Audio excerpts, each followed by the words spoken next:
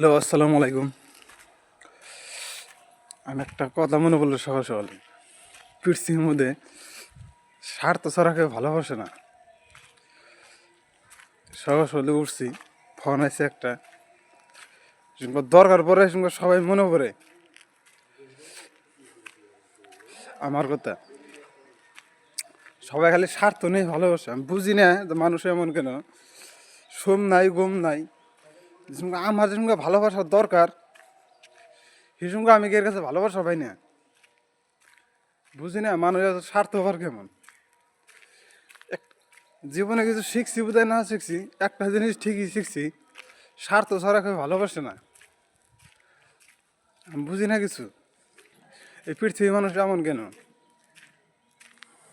আমিও তো মানুষ, আমার তো ভালোবাসা দরকার।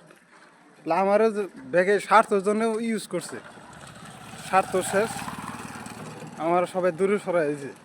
তাদেরকে আমি ধন্যবাদ, তারপরে চিনার আমার তৌফিক দান করার জন্য। আল্লাহ তাকে সুখে রাখুক, ভালো থাকুক, সুস্থ থাকুক, এটাই মনে থেকে দোয়া করি। তাছাড়া আর কিচ্ছু চাই না আমি তার কাছ থেকে।